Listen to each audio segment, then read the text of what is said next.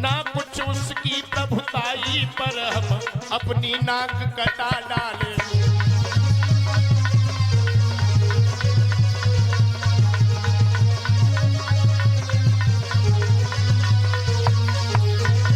बड़ा बेटा खड़ा हो गया, कहने लगे पिताजी तुम्हारी बुद्धि बेकार हो गई।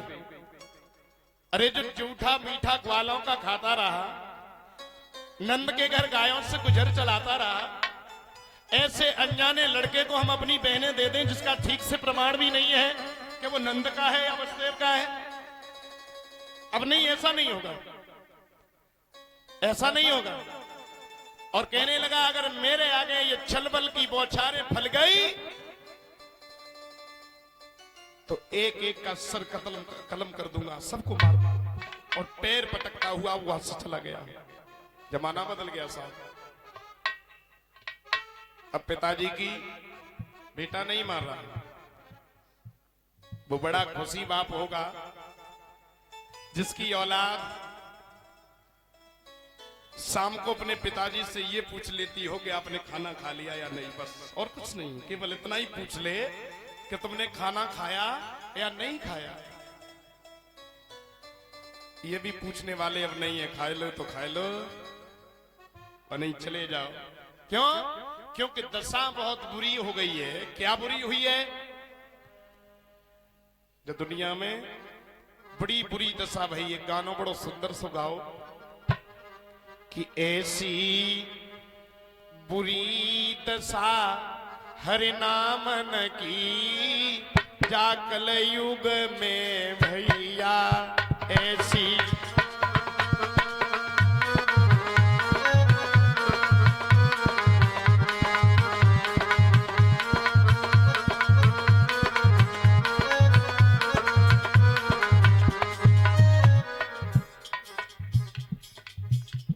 परीक्षित महाराज गौर से सुनना, और काऊ को नाम हो तो बुराई मत मानियो, हम तुम्हारी ना करे, तुम्हारे तो हमने आज तक नाम ही ना सीख पाए काऊ के, तुम्हारे तो नाम सीख ही ना पाए, तुम्हारे का नाम है। लेकिन सुनो, शायद है सकते भाई नाम है, नाम कहां से आए भाई, ये कई नाम है लिस्टेड। विष्णु पीरे दारू सूखी, विष्णु नाम है विष्णु, और सवेरे से शुरू है जा, नाम का है विष्णु, श्री हरि नारायण विष्णु। लेकिन विष्णु भगवान को काम का है, विष्णु पीरे दारू सूखी। जब विष्णु भगवान सवेरे तो शाम तक दारू पीएंगे तब घर में क्या होगा? घर में मरे लक्ष्मी भूखी, घर में विष्णु दारू में मस्त और घर है लक्ष्मी भूख से परेशान। घर में मरे लक्ष्मी भूखी, उनकी सुना, उनकी झुमकी बिकी गई कानन की, क्या कलयुग में भैया।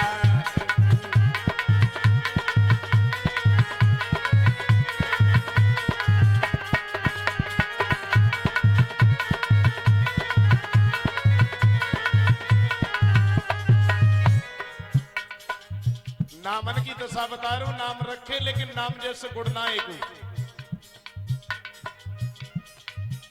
देखा होगा कहीं बाजार में जाओ, हाईवे के किनारे या मार्केट में जाओ, और मार्केट में जाके देखो बड़े बड़े ऊंचे ऊंचे शब्दन में अच्छे अच्छे लंबे लंबे पोस्टर पे लिखी हुई गणेश हेयर कटिंग सैलून। दुकान के ऊपर बड़े कायदा से 12 हिंदू हो, अरे कछु और ही लिख लेते, Ganesh hair cutting saloon. Ganesh बाबा बार काट रहे, 12 हीरो 12 हिंदू हो। गणेश हेयर कटिंग बनाए रे, गणेश नाम का है गणेश, कर रहे?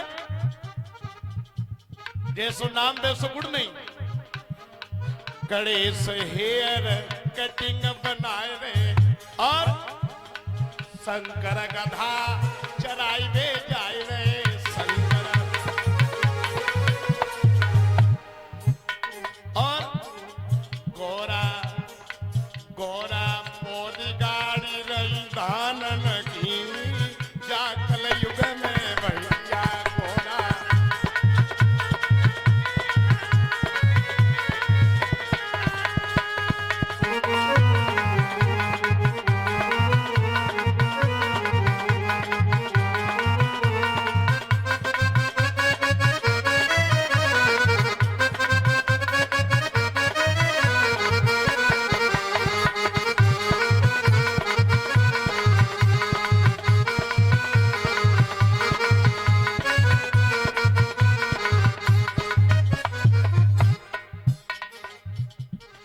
धोखे में काऊ को नाम हो तो समझ लियो तुम्हारे नाम से ना करूं, मैं अपने आप ही से कह रहा हूं हैं।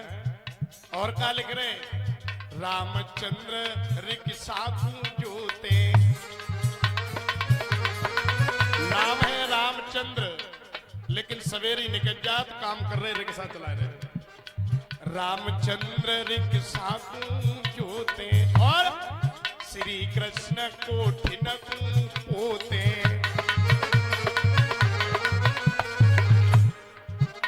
और राधा क्या कर रही? राधा राधा राधा सुआ उड़ाई रही बागन में जाकल युग में भैया।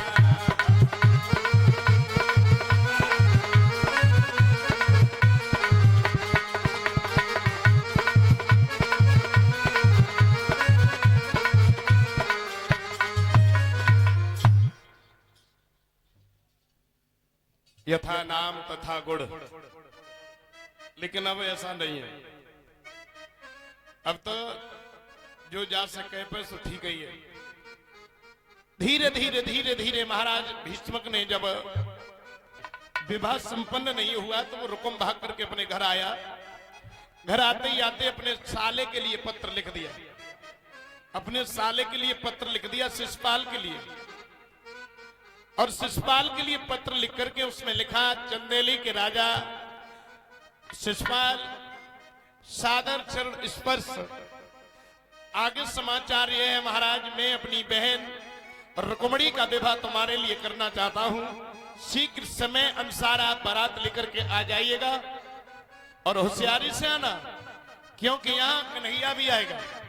आधा पक्ष तो कृष्ण का है, मैं अकेला हूं और मैं अकेला तुम्हारे लिए अपनी बहन की शादी तय कर रहा हूं, आप समय से आइएगा। पत्र लिख करके दे दिया। संदेश बाग संदेश लेकर के थोड़ी कम जोड़ से, ए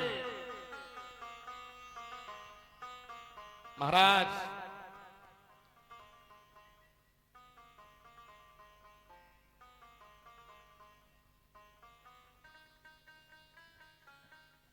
आराम से, हाँ भैया। संदेश वाहक संदेश लेकर के चंदेली में जिस समय पहुंचा तो महाराज शिशुपाल उच्च सिंहासन पर बैठे, संदेश पढ़ाए तो बड़ी खुशी हो गए। खुशी खुशी अपनी भाभी के पास में पहुंचे और भाभी से कही, भाभी, ए भाभी, भाभी, ए सुनना रही टोपी भाई, भाभी,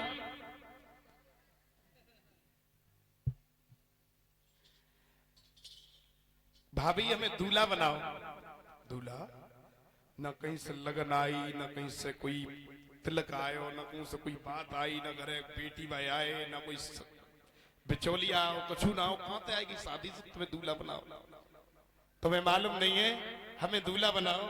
हमारी शादी हमारी बहन की ननद के साथ। एकदम से भाभी ने दूर खड़े होकर कही, पागल हो गया है? बहन की ननद बहन होती है और तू पागल होकर शादी कर, तो इसमें एहसान क्या होगा? क्या मतलब है? जब हमने अपनी बहनों ने विवाह कर दिया, वो बदले में अपनी बहन हमारे लिए शादी कर रहे हैं, तो तुम क्या परेशान हो? भाई बदला दे रहे, बदले ही तो ले रहे। भाभी ने बहुत समझाया, बेटा गलत है, ऐसे नहीं जाना, लेकिन रुकम नहीं माना। वो शिशुपाल नहीं माना, कहने लगा आप बनाओ तो बनाओ, नहीं हम अपने आप मुकुट रख के चले जाएंगे। भाभी ने कही अब नहीं माने वो। उससे भाभी दूल्हा बनाए वे को तैयार भई, और जैसे दूल्हा बनाए वे को तैयार भई, सज गई शिशुपाल।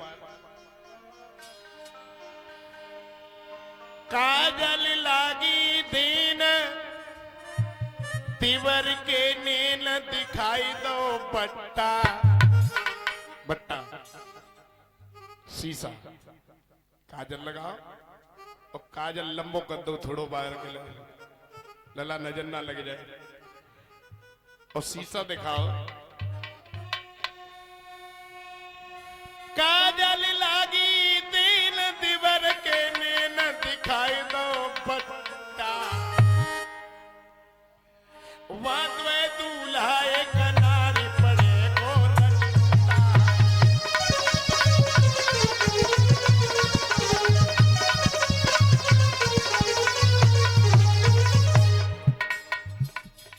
जिस समय काजल लगाया, भाभी ने कही लला एकदम से पटा पे खड़े रहे, पटा पे सब पैर रपटो, और जब पटा से पैर रपटो सोई उन्हें पटक लगी, एकदम से पटक लगी। भाभी ने कही अब कोई बात ना, रुक जाओ, अब कछु ना है को करे ही हो, काय को परेशान हो, मन मार के बैठो। लेकिन शिशुपाल कहने लगा नहीं भाभी मेरी एक बात सुनो, महावीर वीर होते हैं जो बहादुर होते हैं वो तो गिरते रहते हैं, कोई बात नहीं, मैं फिर खड़ा हो गया, दोबारा तैयार करो।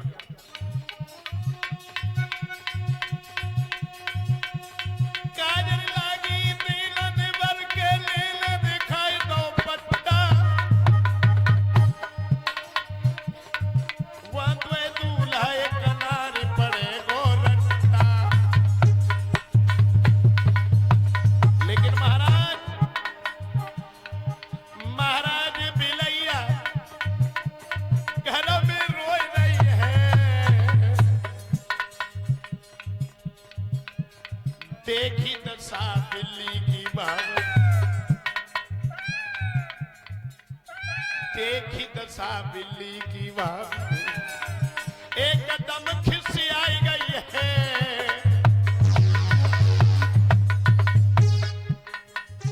ओरी मेरे देवर को ब्याह, हुरकिनी घर में रोई रही है, ओरी मेरे देवर को है ब्याह, अभागिनी घर में रोई रही है।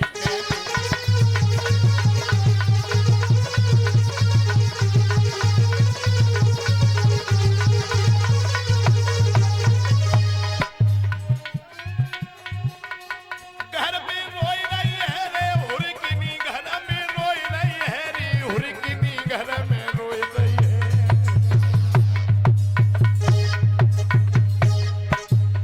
बेहा मेरे देवर को है ब्याह, अभागिनी घर में रोई रही है।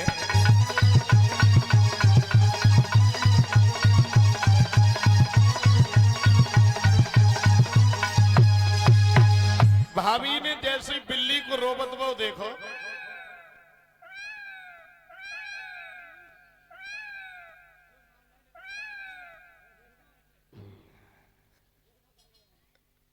देखो परीक्षित महाराज कहाँ रोई रही है जी, अब शकुन कर रही है।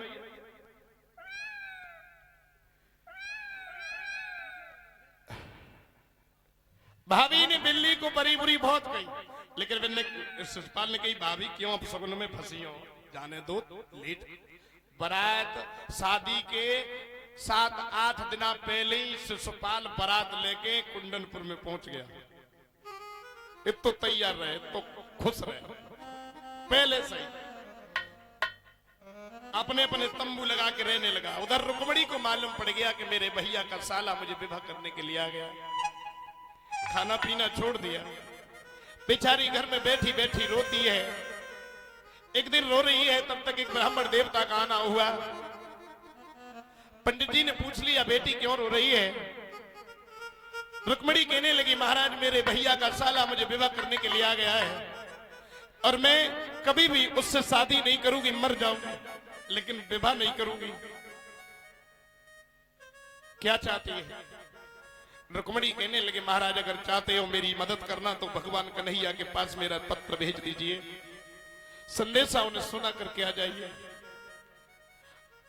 रुक्मणी का पत्र लेकर के पंडित जी जिस समय धीरे धीरे चले हैं, बुढ़ापे की व्यवस्था है, थोड़ी देर में चलते चलते पंडित जी थक गए, एक वृक्ष के नीचे लेट करके सो गए।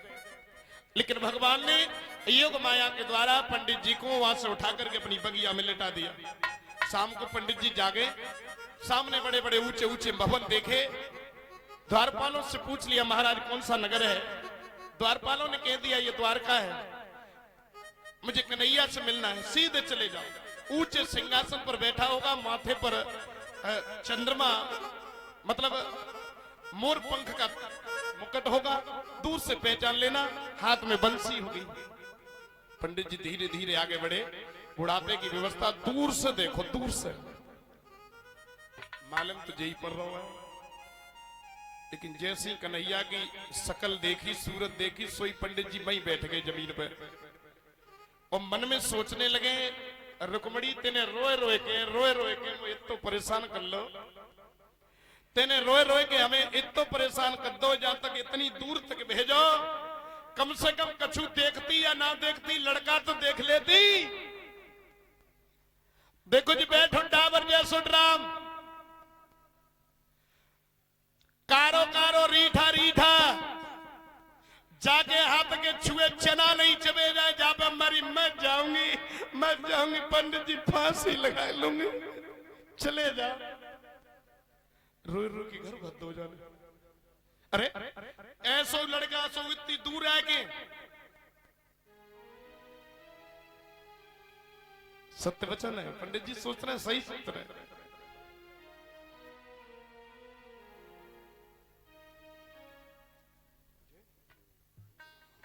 इधर